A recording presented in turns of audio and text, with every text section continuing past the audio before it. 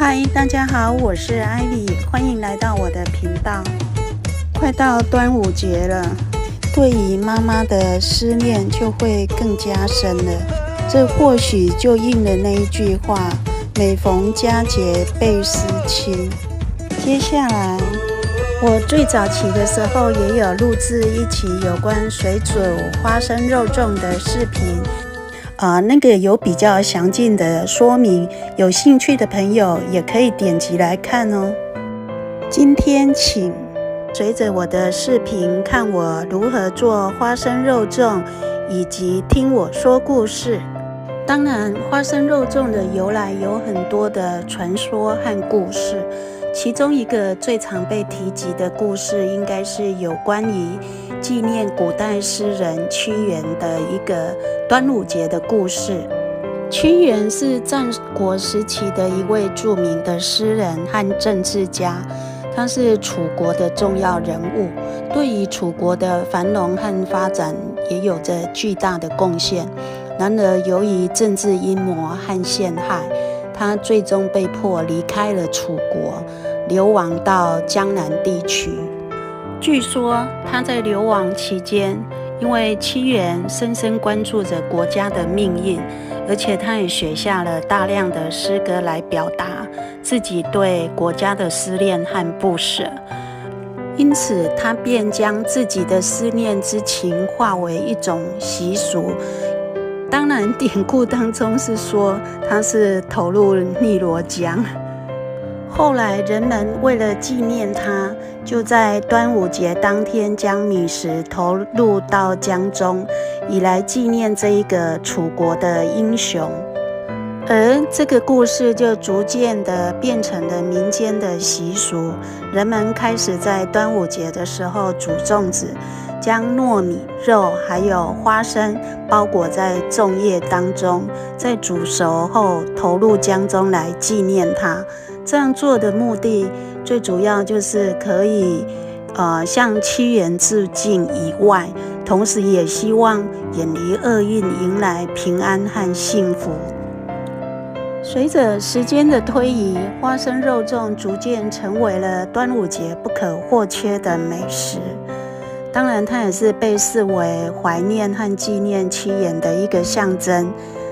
那最主要还是就是人们将花生肉粽作为节日的一个食物，我们除了可以品尝着传统的美食以外，也可以分享屈原的故事。你所听到的端午节的典故故事，是不是跟我是一样的呢？你是不是跟我一样也知道屈原的故事呢？以上这个故事是我从小耳濡目染的一个故事，它是具有浓厚的历史跟文化背景的。那您知道吗？我们家也有一个花生肉粽的故事呢。离开台湾来到加拿大，每逢端午节，我总会怀念起妈妈曾经做的那些美味的花生肉粽。那是一个充满爱和味道的回忆，让我感受到了家的温暖。记得那个时候，只要端午节前夕，一大早，妈妈总会就是起来早早就准备好所有的材料，就开始要绑肉粽。她就会一边告诉我这个传统美食是应该要怎么做，一边专注的把糯米还有美味的馅料就包裹在粽叶当中。当我看到妈妈的每一个步骤是如此的熟练，妈妈的手艺就好像一场舞蹈，优雅而有节奏。我总是只能坐在旁边看她操作，陪着她聊天。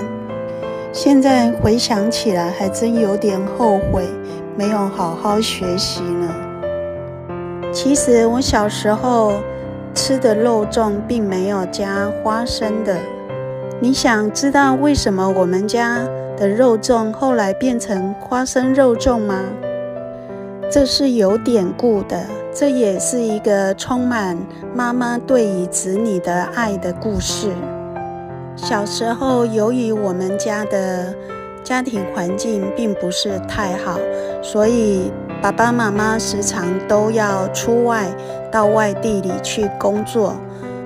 就是有一次爸爸妈妈他们又出差到台南，结果吃到了台南的花生肉粽，妈妈就觉得这个肉粽好好吃哦。妈妈的厨艺一向都很精湛，凡是她吃过看过的，妈妈总是会回到家里以后就做出来，让我们跟她一样可以吃到好吃的美食。小时候家里的经济条件并不是太好，所以我们吃到的美食都是由妈妈一手打造的。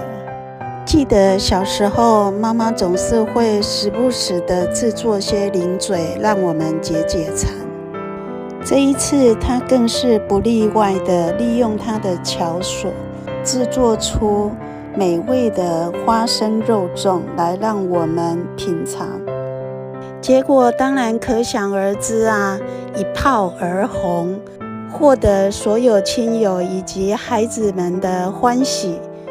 从此我们全家都爱上这一味花生肉粽，这也是一个妈妈对于子女爱的一个典型故事。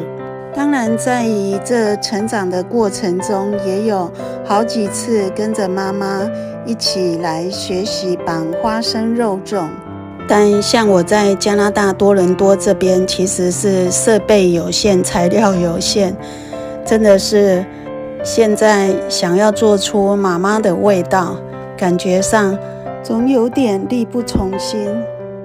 现在想想也很后悔，当时没有好好跟妈妈将她这个包花生肉粽的手艺学下来。但我相信我是妈妈的小孩，我也一定会有她的基因存在。将来有一天，我一定可以绑出有妈妈味道的花生肉粽。今天倒是可以提供给大家了解，就是肉粽要好吃，事实上除了糯米，就是它的品质，还有再来泡的时间、煮的时间。馅料这个部分可能因人而异，像我知道很多人在肉粽里面会包鹅肝啊，或者是什么其他材料的。但是我个人是不喜欢鹅肝那个味道，所以其实材料里面会因人而异。像我就很喜欢妈妈肉粽里面包的鱿鱼，可是我先生他就不喜欢，他说太硬了。所以就是其实调味料里面的材料都是可以因人而异。那我觉得花生肉粽的重点是在于花生，因为花生加在糯米里面真的是非常的搭，非常的好吃。在此真的诚挚的建议大家有机会一定要试试看哦，你一定会爱上它的。你知道吗？我妈妈那个做粽子，她那个饭是用饭桶下去蒸的，所以那蒸出来的饭真的是超级好吃，而且台湾米也比在这边卖的泰国糯米好吃。以前妈妈在端午节的时候绑粽子，最多记录还可以绑到一朵，你知道吗？一斗就有多少？因为妈妈绑粽子，除了好多亲友都好喜欢吃，所以妈妈也很乐意，就是绑来跟亲戚分享。还有就是心心念念的孩子们，真的是你能够感受到母爱的伟大吗？不管再怎么辛劳，心里想的都是孩子们。让我不由得的还是想要跟妈妈说一声我爱你，谢谢你。纵然她已经离开了去天国，我依然还是要大声的跟她说谢谢你，我爱你。以前头一次跟妈妈说我爱你的时候，妈妈还不好意思的说我38呢。但看他还是挺开心的。渐渐的，妈也已经习惯我对他说我爱你了。所以奉劝所有天下的子女们，记得要时不时的跟父母亲说声我爱你，谢谢你。千万不要等父母亲不在了再来说我爱你，那时候就已经后悔莫及了。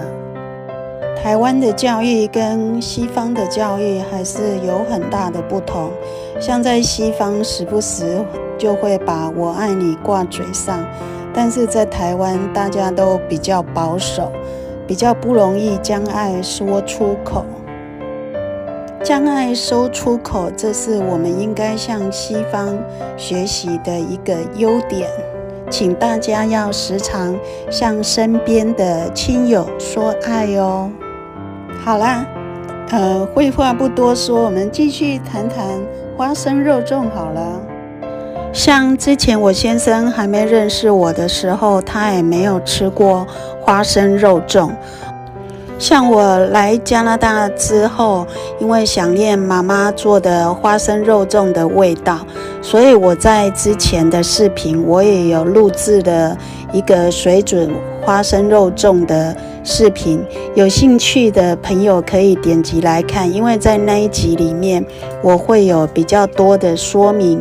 那今天这一集最主要是就是跟大家聊聊就是花生肉粽，还有怀念我妈妈，讲一些我妈妈做花生肉粽的典故。随着端午节的到来，所以感触也会更多。这一集就跟大家这样拉拉杂杂的聊了一堆我自己跟妈妈的想念。谢谢你的收看，我们下一回见。